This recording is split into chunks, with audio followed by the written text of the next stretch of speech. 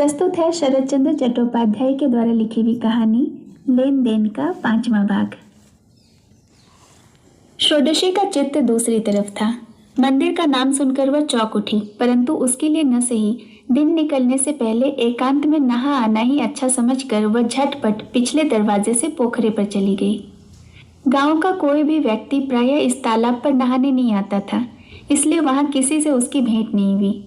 घर लौटकर देखा कि कपड़ा बदलने को दूसरी धोती नहीं है, देह पोंछने का अंगोछा तक बाहर नहीं है। यह देखकर रानी की मां सकुचाने लगी। वह तारादास से चिढ़ती थी। नाराज होकर बोली, बुढ़ा घास फूस तक ताले में बंद करके गया है। मेरे घर एक टसर की धुली हुई धोती है, उसे ला दूं? उसमें तो कोई दोष नहीं। नहीं, रहने दे। गीला कपड़ा शरीर पर सूखेगा तो इससे बीमार हो जाओगी। षोडशी ने कुछ उत्तर नहीं दिया। उसके सूखे चेहरे की ओर देखकर नौकरानी संवेदना के साथ बोली, मालूम होता है बहुत दिनों से उपवास कर रही हो माँ जी। मैं जानती हूँ कि मलेच्छ आदमियों के यहाँ तुम पानी तक नहीं छुओगी। मैं कुछ सामान दुकान से कहो तो या अपने घर से लाकर रख जाऊं? षोडशी ने सिर हिलाकर कहा, नहीं रानी की माँ, वो सब रहने दो। यह नौकरानी कायस्थ की लड़की है, उसे कुछ अकल थी, इसी से उसने इस बात पर व्यर्थ जोर नहीं दिया। काम धंधा करके जाते समय उसने पूछा, पंडित जी मंदिर में मिल जाएं तो क्या उन्हें एकांत में बुलाकर यहाँ भेज दूं? षोडशी ने कहा, रहने दो, आवश्यकता नहीं है। नौकरानी बोली, ताला बंद करने की जरूरत नहीं है, दरवाजा आप भीतर से ही बंद कर लें। अच्छा माँ जी, अगर कोई पूछे तो? षोडशी थोड़ी देर चुप रही, फिर सिर उठाकर बोली, कह देना कि मैं घर में ही हूं। रानी की मां के चले जाने पर दरवाजा ज्यों का त्यों खुला ही पड़ा रहा। षोडशी को मालूम ही नहीं हुआ कि सामने के बरामदे में मुंह नीचा किए चुपचाप बैठे बैठे 2-3 घंटे कैसे बीत गए। किसी अनजान व्यथा की तरह उसके मन में यही भाव उठ रहा था कि अब मुझे किसी कठोर दुर्भाग्य का सामना करना पड़ेगा। मेरे संबंध में बड़ी कुत्सित चर्चा गांव भर में चल रही होगी, परंतु लड़ने या आत्मरक्षा के लिए उसका मन किसी भी तरह सन्नद्ध नहीं होता था, बल्कि वो उसके कानों में बार बार यही कहने लगा कि आज तुम्हें यही सबसे बड़ी बात याद रखनी होगी कि तुम सन्यासिनी हो। अपनी इच्छा से हो या अनिच्छा से, जानबूझकर हो या अनजाने में हो, एक रोज तुमने अपनी देह को देवता के कार्य में दान कर दिया था। इस सबसे बड़े सत्य को आज तुम्हें किसी भी हालत में इनकार करने से नहीं चलेगा।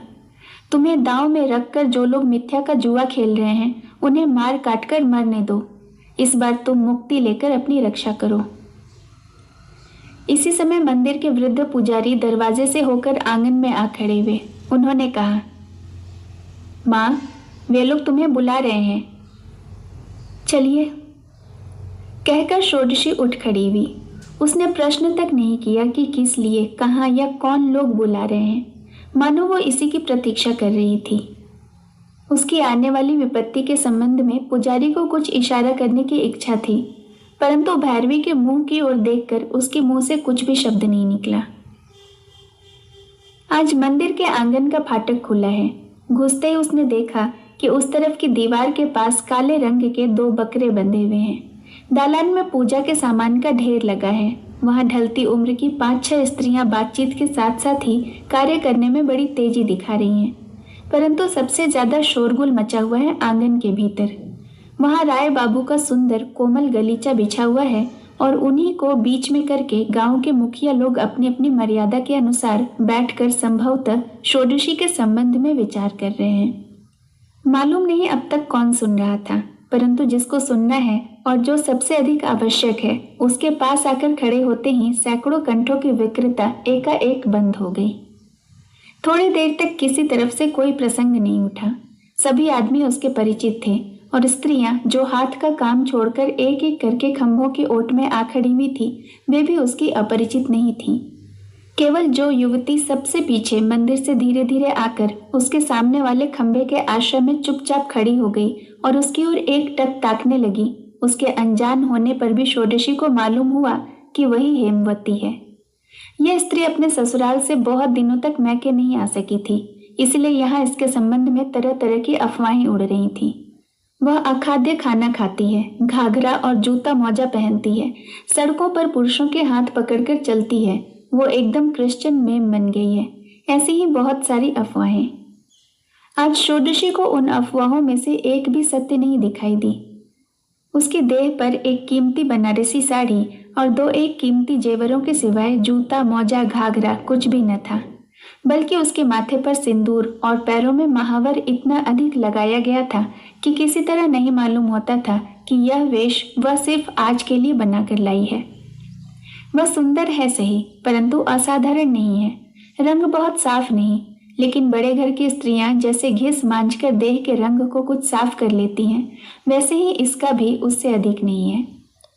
क्षण भर देखने से ही षोडशी को मालूम हो गया कि इस धनी गृहिणी ने जैसे धन के आडंबर से अपनी देह की वसन वस्त्र आभूषण की दुकान नहीं सजाई है, वैसे ही इसने लज्जा या निर्लज्जता किसी की भी ज्यादती से अपने बचपन के इस गांव को विडंबित नहीं कर डाला है। हेमवती चुपचाप उसकी ओर देखने लगी। शायद अंत तक इसी प्रकार चुपचाप रहेगी, परंतु इसी के सामने अपनी होने वाली दुर्गति की आशंका से लज्जा के मारे षोडशी का सिर झुक गया। 2-3 मिनट और चुपचाप बीत जाने पर वृद्ध सर्वेश्वर शिरोमणि षोडशी के संबंध में अपनी राय प्रकट करके उसी के उद्देश्य से बोले। आज हेमवती अपने पुत्र के कल्याण के लिए जो मनौती की पूजा कर रही है, उसमें तुम्हारा कुछ अधिकार नहीं रहेगा। उन्होंने अपनी सम्मति हम लोगों को जताई है। उनको आशंका है कि तुम्हारे द्वारा उनका कार्य सिद्ध न होगा। षोडशी का मुंह पीला पड़ गया, परंतु उसके स्वर में जड़ता नहीं थी। उसने कहा, बहुत अच्छा, वे वैसा ही करें जिनमें उनका काम सिद्ध हो जाए। उसके कंठ स्वर की स्पष्टता से सर्वेश्वर शिरोमणि अपने गले में और भी जोर पाकर बोले, इतना ही नहीं, गांव के मुखियों ने निश्चय कर लिया है कि देवी का काम अब तुमसे नहीं चलेगा। कोई है? जरा तारादास पंडित को बुला दो। एक आदमी उन्हें बुलाने गया तो षोडशी के मुख पर जो जवाब आया था वो अपने पिता के नाम से वहीं रुक गया। मुंह उठाकर एकाएक उसने पूछा, क्यों नहीं चलेगा? भीड़ में से किसी ने कहा, वो तुम अपने बाप के ही मुंह से सुन लेना। षोडशी ने इसका कुछ उत्तर नहीं दिया। देखा कि उसके पिता एक 9-10 वर्ष की लड़की को साथ लिए चले आ रहे हैं। उनके पीछे एक अधिक उम्र की स्त्री साथ साथ आ रही है। इनमें से किसी को षोडशी ने पहले कभी नहीं देखा था, तो भी समझ लिया कि यही फूफी है और यह लड़की ही उस अनजान फूफी की बेटी है। भीतर ही भीतर सभी समझते थे कि यह सब राय बाबू की कृपा है। षोडशी को भी यह अज्ञात नहीं था। मौन बैठे हुए राय बाबू की दृष्टि से उत्साह पाकर भी तारादास पहले कुछ कह नहीं सका। इसके बाद रुकती आवाज में उसने जो कहा उसका अधिकांश आशय स्पष्ट नहीं हुआ। इतना ही समझ में आया कि जिले के मजिस्ट्रेट साहब बहुत क्रुद्ध हुए हैं और उसे भैरवी के पद से हटाए बिना काम नहीं चलेगा। यही यथेष्ट है। सभा में शोरगुल होने लगा। बहुतों ने राय दी कि इतने बड़े मामले में किसी को कुछ आपत्ति नहीं हो सकती है। जो लोग चुप थे उन्होंने भी इसी को सत्य मान लिया। आपत्ति क्यों नहीं हो सकती, ऐसा प्रश्न करने का किसी को साहस नहीं हुआ भी वैसा ही। कोलाहल बंद होते ही शिरोमणि महाशय इसी फैसले को और साफ करके जाहिर करवाना चाहते थे कि इतने में एक मृदु कंठ स्वर सुनाई दिया, बाबूजी। सब लोग मुंह उठा उठाकर देखने लगे। राय बाबू ने भी पहले इधर उधर देखकर अंत में अपनी कन्या का स्वर पहचान लिया और सस्नेह स्वर में आवाज दी, क्या है बेटी?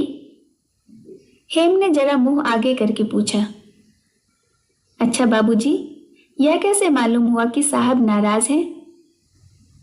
कन्या की बात सुनकर बड़े बाबू पहले तो रुके, फिर बोले, मालूम क्यों नहीं होगा, अच्छी तरह से मालूम हो गया है बेटी। इतना कहकर वे तारादास की ओर ताकने लगे। हेम ने पिता की दृष्टि का अनुसरण करके कहा, परसों से ही सब सुन रही हूं बाबूजी, पर क्या इन्हीं बातों को सत्य मानना पड़ेगा? राय महाशय को इसका ठीक उत्तर नहीं सूझा। उन्होंने धीरे से कहा, क्यों नहीं? तारादास के सामने की लड़की को दिखाकर हेम बोली, इसे जब ढूंढकर हाजिर किया गया है तब क्या झूठ बोलना इतना कठिन काम है? सिवाय इसके झूठ सच की जांच भी तो होनी चाहिए। इस तरह एक तरफ की बात सुनकर राय तो नहीं दी जा सकती ना। बात सुनकर सब लोग अकचका गए, यहाँ तक कि षोडशी भी अचंभे में आकर हेम की ओर देखने लगी।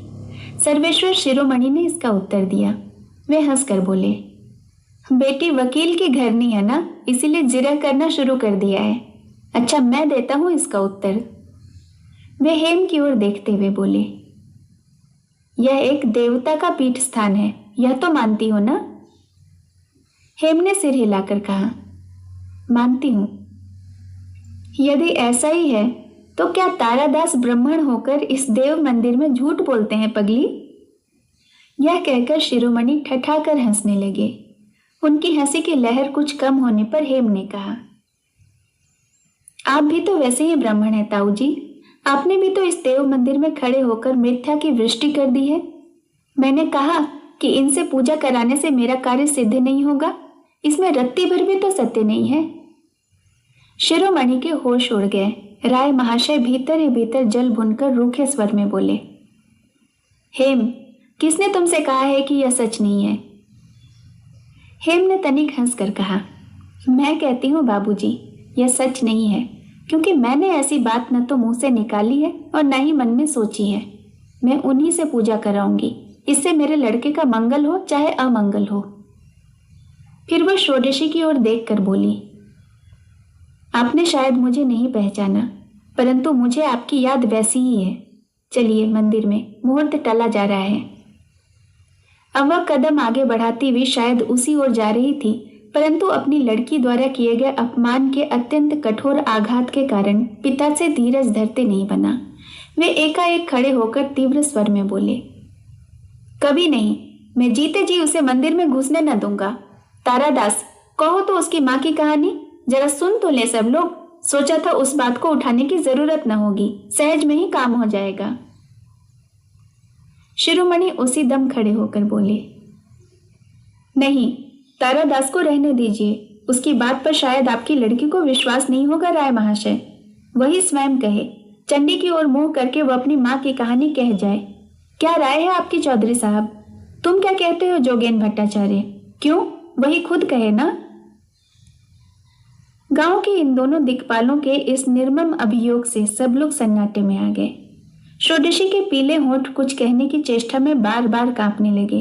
दूसरे ही क्षण शायद वह कुछ कह भी डालती, परंतु हेम तेजी से उसके सामने आ गई और उसका हाथ पकड़कर शांत और दृढ़ स्वर में बोली, रहने दीजिए, आप कुछ भी न कहिए। फिर पिता के मुंह की ओर घूमकर बोली, आप लोग इनका मामला तय करना चाहें तो स्वयं ही कर लें, परंतु इनकी माँ की बात इन्हीं के मुंह से कबूल करा लें, इतना बड़ा अन्याय मैं कभी न होने दूंगी। फिर वो षोडशी से बोली, ये लोग जो कर सकें कर लें, चलिए आप मेरे साथ चलिए मंदिर के भीतर। यह कहकर हेम किसी का भी ख्याल न करके षोडशी को मानो उसकी अनिच्छा से ही सामने की ओर धकेलती हुई ले चली। मंदिर के भीतर एक तरफ खड़ी होकर षोडशी ने कहा, नहीं बहन, मैं पूजा न करूंगी। क्यों? हेम ने उसे विस्मय के साथ देखा कि भैरवी का चेहरा उदास है, उसमें किसी प्रकार के आनंद या उत्साह का लेश भी नहीं है। हेम के प्रश्न का उत्तर उसने सोच विचार कर ही दिया। कहा, इसका कारण बताना होगा तो तुम ही को बताऊंगी, परंतु आज नहीं। इसके सिवाय मैं रोज पूजा भी नहीं करती, जो नित्य पूजा करते हैं वही करें। मैं यहाँ खड़ी खड़ी तुम्हारे बेटे को आशीर्वाद देती हूँ कि वो दीर्घजीवी होकर निरोग हो और अच्छा आदमी बने।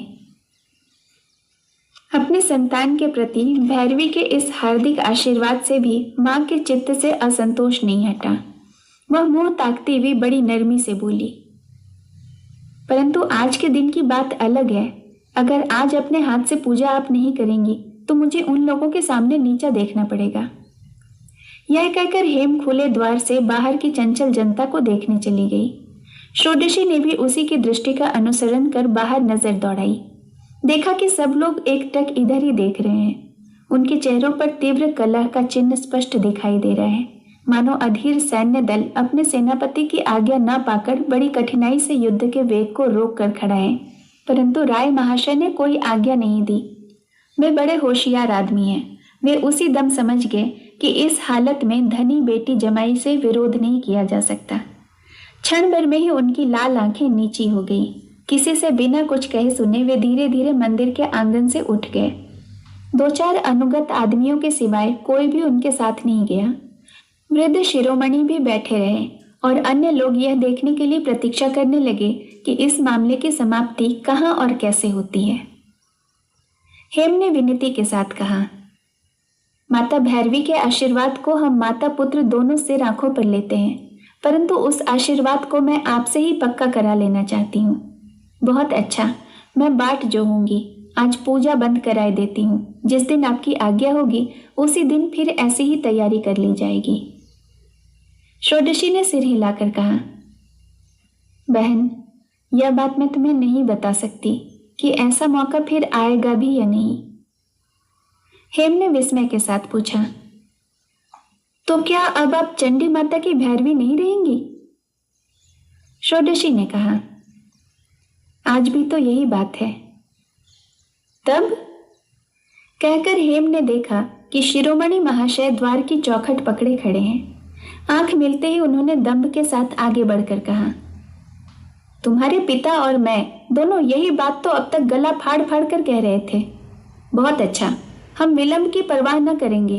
कल हो, परसों हो, चाहे 10 दिन बाद हो, वे पूजा करें और दें इसका उत्तर। हेम षोडशी का मुंह ताकने लगी, परंतु उसने कुछ उत्तर नहीं दिया। शिरोमणि ने भैरवी के म्लान मुख को वक्र कटाक्ष से देखकर मुस्कुराते हुए कहा, बेटी हेम, यह मामूली प्रश्न नहीं है। यह पीठ स्थान है। देवता जागृत है। देवी और भैरवी के सिवाय मामूली स्त्रियों को देवता को छूने का साहस नहीं होगा। इसके लिए हृदय का बल चाहिए। हृदय का बल हो तो रहे ना यही माँ की भैरवी, हमें कोई आपत्ति नहीं है। परंतु हमें अच्छी तरह मालूम है कि यह काम इनकी सामर्थ्य के बाहर का है। यह इशारा इतना सुस्पष्ट था कि लज्जा के मारे हेम का भी सिर नीचा हो गया। स्वयं षोडशी भी थोड़ी देर तक बेसुध की तरह कुछ न बोली। फिर एकाएक अपने आप को मानो धक्का मारकर उसने सचेत कर लिया।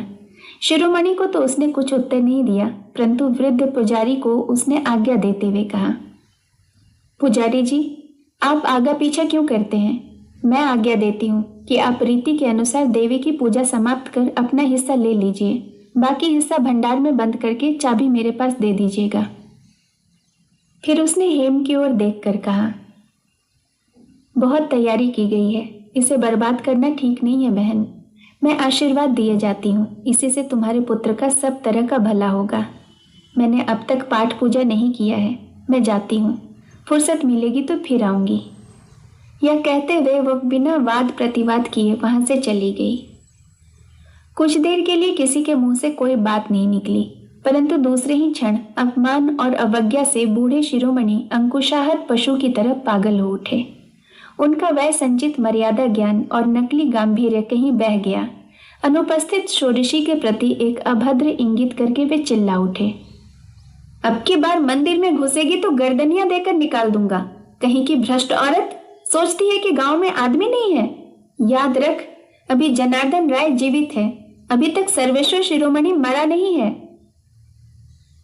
इन अभियोगों और आक्षेपों का प्रतिवाद करने के लिए वहां कोई नहीं था, बल्कि स्त्रियों में से उन्हीं के पक्ष की किसी बड़ी उम्र की स्त्री ने झुंझलाकर कहा, झाड़ू मारकर निकाल दो पंडित जी, इसमें घमंड भरा हुआ है, बड़ा घमंड। जमींदार के बगीचे वाले मकान में पूरी रात और एक दिन बिताकर कहती है कि राजा बाबू बीमार हो गए थे। अगर बीमार ही हो गए थे तो तेरा क्या? ये बातें कहते कहते एकाएक देवी के ऊपर दृष्टि पड़ती ही उसकी ईर्ष्या पीड़ित उच्छृंखला रचना क्षण भर में शांत और संयत हो गई। उसी दम अपने दोनों कानों को हथेली से छूते हुए बड़ी नरमी के साथ बोली, अकी भैरवी है, निंदा करने से महापातक होगा। मैं निंदा नहीं करती, परंतु इतनी ज्यादती भी अच्छी नहीं। साहब अच्छे आदमी है, इसी से छोड़ दिया, नहीं तो झूठी शिकायत के इल्जाम में सगे बाप के हाथ में हथकड़ी पड़ जाती। परंतु उसके साथ किसी ने सहानुभूति नहीं दिखाई। षोडशी कुछ भी करे, है तो वो चंडी माता की भैरवी। इस सत्य का उल्लेख न किया जाता तो शायद इस ईर्ष्या मूलक निंदा का प्रवाह एकाएक न रुकता।